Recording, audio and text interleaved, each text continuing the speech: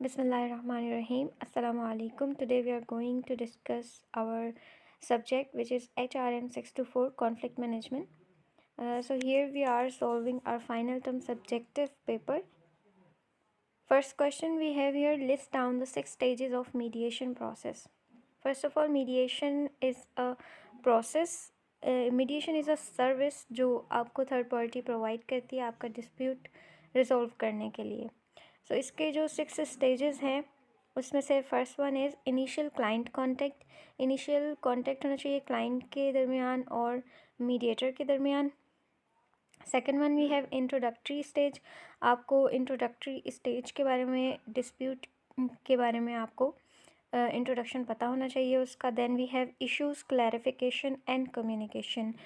Issues जो हुए हैं उसकी प्रॉपर क्लैरिफिकेशन एंड कम्युनिकेशन हो आपकी डिस्प्यूटेंट्स के साथ. Then fourth one we have productive stage. जब क्लैरिफिकेशन और कम्युनिकेशन हो जाती है तो एक रिज़ल्ट स्टेज पहुंचती है, उसको हम प्रोडक्टिव स्टेज कहते हैं, जब हम किसी नतीजे पे पहुंचते हैं. Then we have agreement consummation. Agreement consummation जब हम कोई रिज़ल्ट को इन्फोर्स करते हैं, वो स्टेज हमारे पास एग्रीमेंट कंसमेशन होती है पार्टीज़ के लिए. Then we have debriefing and referral. Debriefing यानी कि उस रिज़ल्ट को डिब्रीफ करना और किसी का रेफरल देना for the future. Our question number 2 here is, what do you understand by neutral evaluation?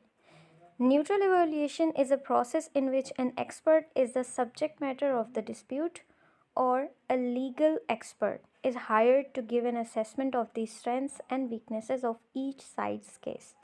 Neutral evaluation has many variations and is known by a variety of terms used in often inconsistent fashion. Neutral evolution basically dispute नहीं होते हैं, मगर एक expert को या legal expert को higher किया जाता है जो कि दोनों पार्टीज़ की स्ट्रेंथ्स एंड वीकनेसेस को बताता है, जबकि गलती जो है दोनों पार्टीज़ की होती है और वो उसको न्यूट्रल कर देता है एक डिस्प्यूट को. Question number 3 here is, in which cases mediation is recommended. कौन से केसेस में हम मीडिएशन रिकमेंड करते हैं. We have labour and employment relations. Labour और एम्प्लॉयमेंट के दरमियान जो भी रिलेशन के कॉन्टेक्स्ट में डिस्प्यूट हो जाते हैं उसमें हम मीडिएशन को रिकमेंड करते हैं. देन स्टेट एंड सिविल के दरमियान जो भी लीगल एक्शंस होते हैं, फेडरल सिविल के दरमियान जो भी लीगल एक्शन होते हैं, डाइवोर्स एंड कस्टडी केसेस में हम मीडिएशन ऑफन जो है वो रिकमेंड करते हैं. Then we have neighbourhood disputes. ये जो छोटे छोटे डिस्प्यूट आपस में सॉल्व हो जाते हैं थर्ड पार्टी को इन्वॉल्व करने से. लीगल जो है कंसल्टेंसी नहीं ली जाती इनमें, तो हम मीडिएशन को रिकमेंड करते हैं. Then we have disputes involving consumer grievances against commercial entities. When interpersonal conflict occurs, जो एक दूसरे के साथ कॉन्फ्लिक्ट हो जाते हैं. When a negotiation leads to impasses और when it is anticipated that negotiation is not likely to settle the dispute. जहाँ पर नेगोशिएशन से बात नहीं बन रही होती है, मुज़ाकरात से, बातचीत करने से बात नहीं बन रही होती है, वहाँ हम लोग मीडिएशन को रिकमेंड करते हैं. Question number 4 here, legal issues involve in ODR. ODR is online dispute resolution. ठीक है, उसके लीगल इश्यूज़ क्या होते हैं. Where did the dispute arises. कहाँ पे डिस्प्यूट जो है वो हुआ था. साइबर स्पेस इसको डील करते हैं. Dispute choice of law problem. Then we have where is ADR taking place. Alternative dispute resolution क्या और कहाँ पर हुआ था. Third one we have how can settlements be enforce. जो हमारे पास रिज़ल्ट निकल कर आते हैं उस डिस्प्यूट के रेजोल्यूशन के लिए, उन सेटलमेंट्स को पार्टीज़ पे किस तरह से इन्फोर्स कर सकते हैं. Then here we have question number 5. Why dual concern model of negotiation cannot be considered as the perfect solution of conflict. First of all, dual concern model क्या होता है कि आप दूसरों के बारे में भी कंसर्न रखें, एक पार्टी के बारे में कंसर्न ना रखें. आपका जिसके साथ डिस्प्यूट है आप उसके बारे में भी कंसर्न रखें, अपने बारे में भी रखें और उसके बारे में भी. अब ये क्या कह रहे हैं कि इसको क्यों परफेक्ट नहीं समझा जाता, सोल्यूशन परफेक्ट सोल्यूशन क्यों नहीं समझा जाता इसको, डुअल कंसर्न मॉडल को. So, research in the field of negotiation is highly complex. यानी कि जो रिसर्च हम लोग करते हैं नेगोशिएशन के लिए, तो वो बहुत मुश्किल होती है क्योंकि बात से बात बनती है, तो वो उस तरह से वैरी करती है बहुत situation.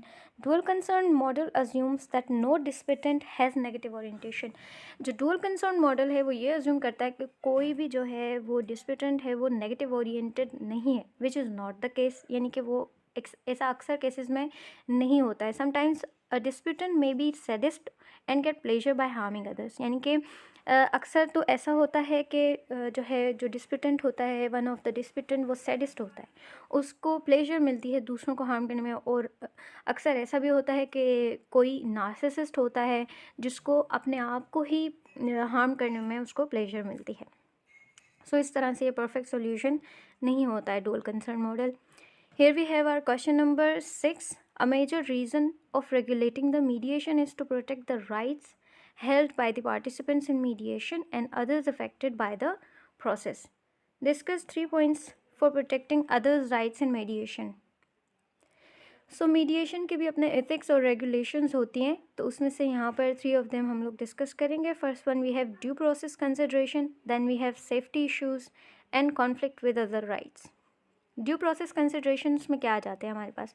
Limitations on coercion in mediation, यानी कि आप जो है दबाव नहीं डाल सकते हैं, उसकी एक लिमिट होती है आपके पास। इनफॉर्मल कंसेंट, यानी कि आपका जितना कंसेंट रखना चाहिए डिस्प्यूटेंट के साथ। Lifting of confidentiality to protect the rights to give evidence in other proceedings are some of the consideration. यानी कि जब आपके सामने वो अपनी इनसिक्योरिटीज़ देते हैं तो आपको उनको कॉन्फिडेंशियल रखना चाहिए, उनके राइट्स को प्रोटेक्ट करना चाहिए।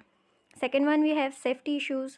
सेफ्टी इश्यूज़ वो एब्यूज़ सिचुएशंस में आ जाते हैं, जो इंफॉर्मेशन आप किसी और के साथ नहीं शेयर कर सकते, तो आपको उनके कंसर्न से उनको सेफ्टी प्रोवाइड करनी चाहिए। Then we have conflict with other rights. जो और राइट्स हैं उसके साथ कॉन्फ्लिक्ट किस तरह होते हैं? Confidentiality of mediation involving the government. जो कॉन्फिडेंशियलिटी होती है डिस्प्यूटेंट की मीडिएशन के दौरान प्रोसेस में, वो उसमें गवर्नमेंट इन्वॉल्व होती है। Effects of laws rendering proceedings open the public, यानी कि जब भी कोई ऐसे लॉज जो है वो लॉज टूटते हैं अगर उस कॉन्फिडेंशियलिटी में, तो उसको ओपन टू पब्लिक करना चाहिए, यानी कि एक्सपोजर उसको देना चाहिए उस कॉन्फ्लिक्ट को। Here we have our question number 7. Define the concept of collaborative law. Collaborative law, a form of lawyering currently seen primarily in family law and based on a contractual relationship between a lawyer and a client, is called collaborative law. जो client और lawyer के दरमियान contract होता है उसको बोलते हैं हम कोलेबरेटिव लॉ, क्योंकि एक लॉयर जो है वो अपने क्लाइंट के साथ कोलेबरेट करता है, कोऑपरेट करता है। तो this contract generally specifies the lawyer's duty to seek collaborative and interest based document with the other डिस्प्यूटेंट।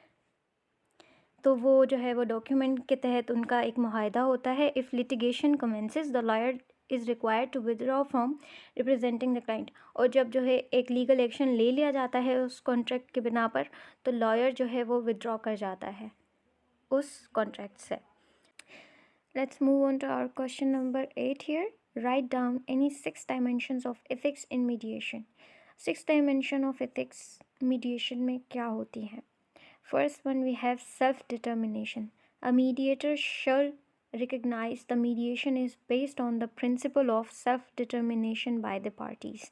यानी कि एक मीडिएटर को ये ज़रूर रिकग्नाइज करना चाहिए कि जो पार्टीज़ हैं उनकी सेल्फ डिटर्मिनेशन क्या है, उनकी मर्ज़ी क्या है, या उनका इरादा क्या है अपने लिए डिसीजन लेने का।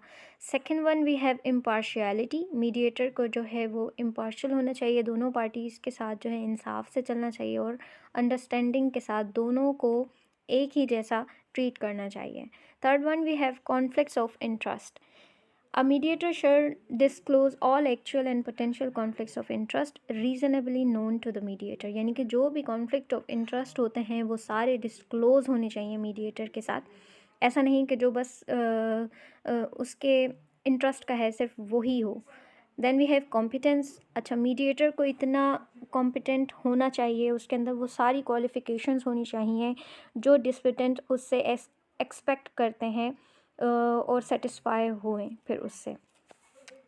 Then we have confidentiality. A mediator shall maintain the reasonable expectations of the parties with regard to confidentiality.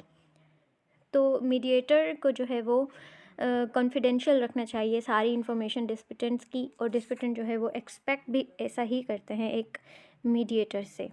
6 we have quality of the process. आपके प्रोसेस जो आप मीडिएशन का प्रोसेस डिस्प्यूटेंट्स के साथ कर रहे हैं वो फेयर होना चाहिए, डेलीगेंट होना चाहिए, और एथिक्स के मैनर्स में आना चाहिए, और सेल्फ डिटर्मिनेशन का उसमें बहुत ख्याल करना चाहिए दूसरी पार्टीज़ के। Question number 9 we have define the concept of cognitive load. Cognitive load is basically कि जब आपके पास इंफॉर्मेशन बहुत ज़्यादा आ जाती है तो आपके ऊपर एक सोच का लोड हो जाता है। ओवर थिंकिंग इसको हम बोल सकते हैं कॉग्निटिव लोड को। A competitive conflict set the stage for the use of stereotyping. The sharing of information is minimized, and the stress and emotionality of a competitive and escalating conflict aid to the cognitive load of the situation. Think through whether you have actual knowledge that a stereotype is true and what the implication of your knowledge is for this situation. Don't apply stereotypes unless absolutely necessary, and only in the manners that respect the dignity of the other negotiator. Means to say कि बहुत सारी information तो आती हैं, मगर ये आपने decide करना है किसी भी इन्फॉर्मेशन जब तक आपको ये नहीं पता हो कि ये सच है या नहीं, उसको स्टीरियोटाइप नहीं करना पड़ता है, सिंप्लीफाई नहीं करना पड़ता है, अपने ऊपर जो है वो उसका लोड नहीं लेना होता है।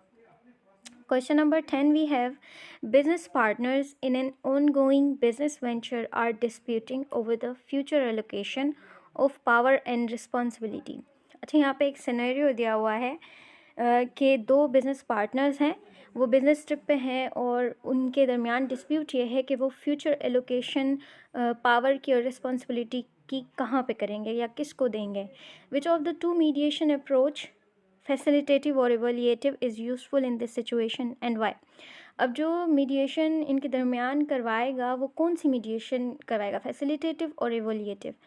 फर्स्ट हम लोग फैसिलिटेटिव के बारे में देख लेते हैं। फैसिलिटेटिव मीडिएशन ये होती है कि आप उसमें फैसिलिटेट करते हैं डिस्प्यूटेंट्स को, जो उनको इन्फॉर्मेशन पता नहीं होती है आप उस तरह से उनको फैसिलिटेट करते हैं उस इन्फॉर्मेशन से। ये ज़्यादातर जो है वो घरेलू ताल्लुकात में डिस्प्यूटेंट जो होते हैं उनमें काम आती है facilitative.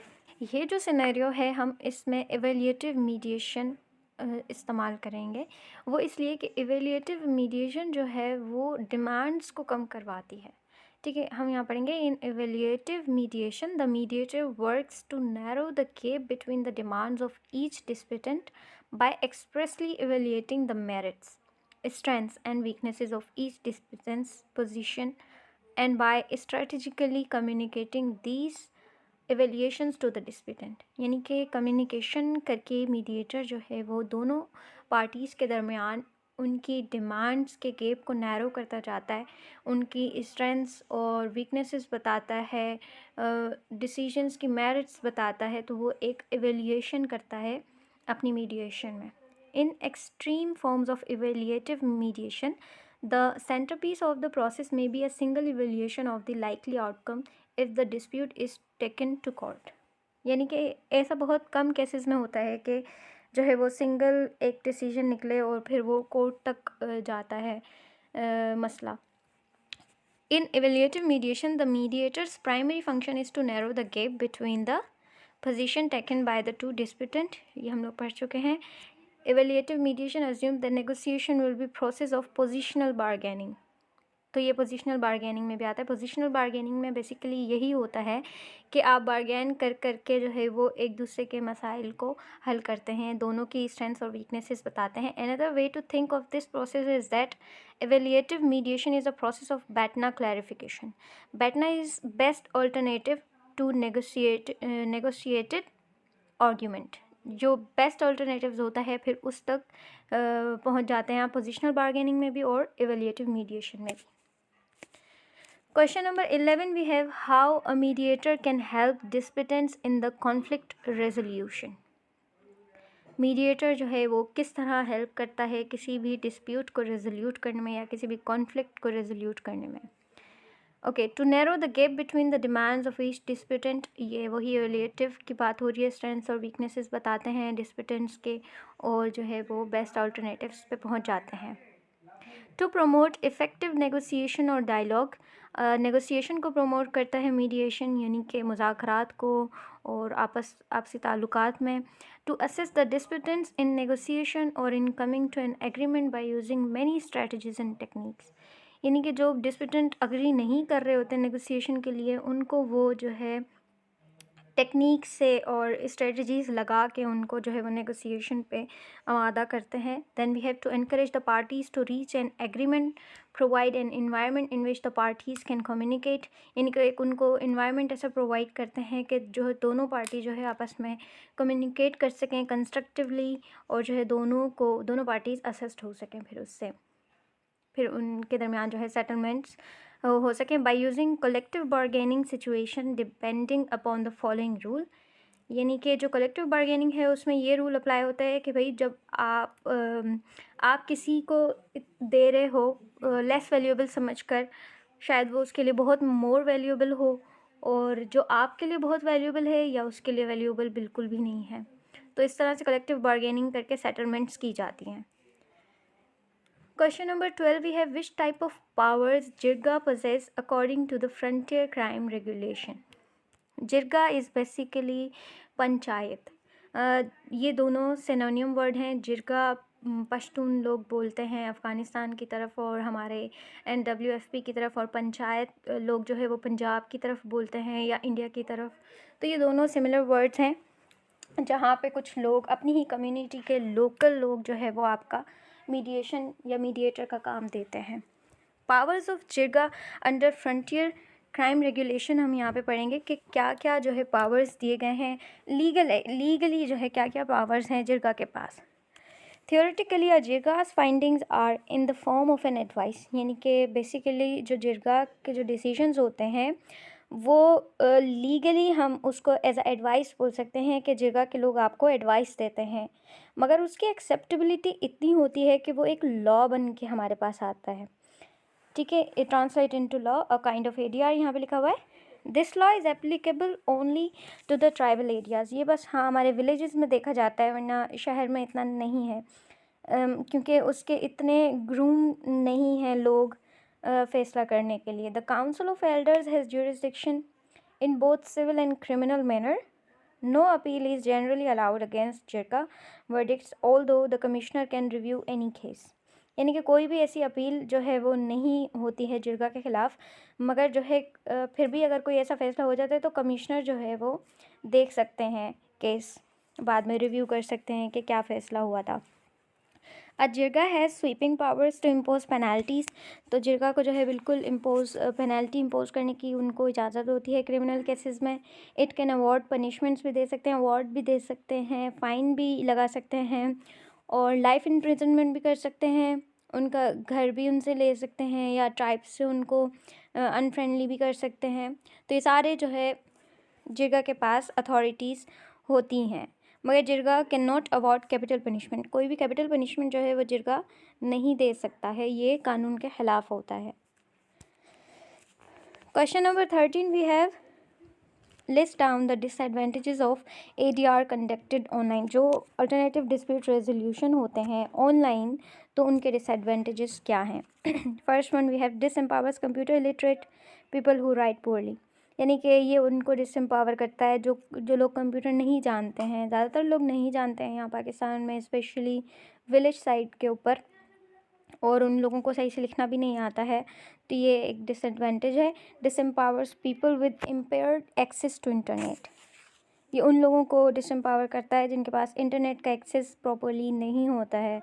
Lack of body language, online sessions में बॉडी लैंग्वेज लैक करता है। देन टेक्नोलॉजी प्रॉब्लम्स आ जाती हैं, में प्रोड्यूस मीटा डिस्प्यूट, और भी ज़्यादा जो है वो डिस्प्यूट क्रिएट हो सकता है उससे। ADR neutrals lose non verbal information, जो ADR के न्यूट्रल्स होते हैं, न्यूट्रल जो करते हैं डिस्प्यूट को, वो जो है उनको नॉन वर्बल इंफॉर्मेशन नहीं होती है। नॉन वर्बल इंफॉर्मेशन की बहुत ज़्यादा अहमियत है, जिससे आप जो है वो डिस्प्यूट को ईज़िली सॉल्व कर सकते हैं, क्योंकि ऑनलाइन में इमोशनल बैरियर्स आ जाते हैं फिर आपके पास, आप उनको जज नहीं कर सकते। 5th one we have disputants में अबेंडन प्रोसेस। जो डिस्प्यूटेंट्स हैं वो अबेंडन कर देते हैं प्रोसेस को, कर सकते हैं ऑनलाइन सेशन में, छोड़ देते हैं बीच में ही, और जो है वो अपनी सेटलमेंट्स नहीं लेके जाते हैं। Question number 14 here is discuss pure mediation in detail with its merits and demerits. So pure mediation हम यहाँ देखेंगे सिंपल वर्ड्स में प्योर मीडिएशन का गोल क्या होता है। It is to facilitate collaborating integrating negotiation between the disputants. ये evaluative mediation की तरह ही होता है, कोलैबोरेट करते हैं आप इसमें डिस्प्यूटेंट के साथ, कोऑपरेट करते हैं और उनके बीच में नेगोशिएशन करने की कोशिश करते हैं। इसका फोकस क्या होता है, एज नैरो और broad as the disputant decide to make it. यानी कि आप उनकी डिमांड्स को नैरो भी कर सकते हैं और ब्रॉड भी कर सकते हैं, ये डिपेंड करता है। It is highly facilitative and non coercive. Facilitate करता है और किसी किस्म का दबाव कोई नहीं होता प्योर मीडिएशन में। मीडिएटर्स वर्क टू रीस्टोर और maintain a cooperation cycle and to deescalate the conflict. यानी कि डीस्केल करता है कॉन्फ्लिक्ट को और कोऑपरेशन की साइकिल मैनेज रखता है एक मीडिएटर डिस्प्यूटेंट के साथ। एडवांटेजेस क्या हैं इसके, based eight retaining the advantages of cooperation negotiation, optimal outcomes होते हैं इसके, प्रिजर्व्ड रिलेशनशिप रिजर्व रहती हैं आपकी, इससे साइकोलॉजिकल ओनरशिप इसके साथ आपकी मेंटेन रहती है डिस्प्यूटेंट्स के साथ। Even if agreements isn't reached, substantive improvements in relationship and narrowing of conflict often result making other dispute resolution easier and faster। हालांकि जब डिस्प्यूट का कोई रेजोल्यूशन नहीं भी निकलता तब भी जो है वो अगले डिस्प्यूट के लिए वो ईजियर और फास्टर इंफॉर्मेशन प्रोवाइड हो जाती है कोलैबोरेट करने से एक दूसरे के साथ। Disputants often have issues clarified, जो है अक्सर जो है उनके इश्यूज जो है वो क्लैरिफाई हो जाते हैं, which empowers them if other dispute resolution process are needed. जो है वो फिर उनको अगर दूसरा कोई इशू डिस्प्यूट क्रिएट होता है तो वो उनको एम्पावर करता है कि वही मीडिएशन वो दोबारा उसकी सर्विस लें।